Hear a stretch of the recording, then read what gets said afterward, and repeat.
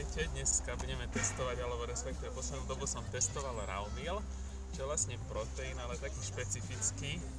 Nie je to čisto len proteín, ale sú tam aj iné zložky.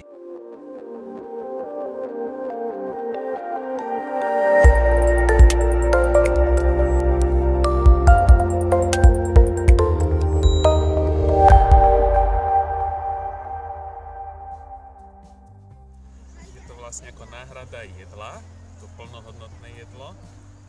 Dávkuje sa to asi jednou odmerkou. Je to v podstate takáto nejaká dávka, ktorú ja dajem po tréningu, ako momentálne teraz, alebo potom dvoma dávkami. Keď sa použijú dve dávky, dve lyžičky, tak vtedy je to ako náhrada plnohodnotného jedla. Je to super vec. Gro tohoto produktu tvorí vlastne rýžový proteín. Okrem neho sú tam zložky z amarantu, z prosa, z pohanky, šošovice, fazulky, ranové slnečnice, tekvicové semienka. Okrem iného obsahuje aj probiotika, tiež jančiu, cesnak, jahoda, je to toho strašne veľa.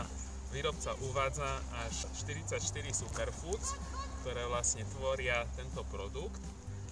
Tiež 1,5 bilióna probiotík obsahuje, 21 vitamínov a minerálov, je tu 6 gramov vlákniny a len 1 gram cukru, teda zrejme na jednu dávku. Ja to užívam po tréningu, vyzerá to v podstate asi nejak takto.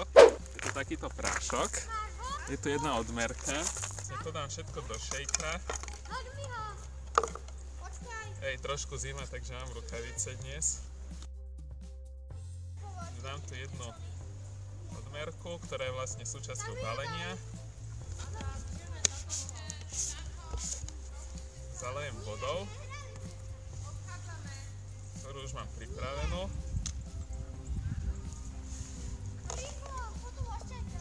Zhruba 8 uncí sa dáva. Nejak takto.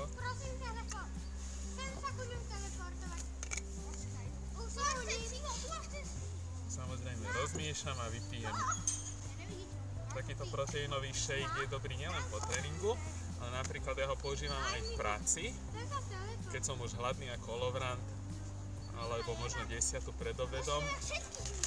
Ten produkt je taký trošku špecifický v tom, že on keď trošku postojí, tá vláknina tak ako keby napučí a on tak zhustne. Takže ja ho doporučujem vypiť asi čím skôr veľmi, no tak to neskladovať v tej vode. Chuť je viac menej taká ako všetkých tých rastlinných proteínov, ono to nie je niečo také až lahodné, ale dá sa na to zvyknúť a mne to vlastne celkom chutí. Takže takto ďakujem za pozornosť, ja si to teraz vypijem a teším sa na ďalší videoblog.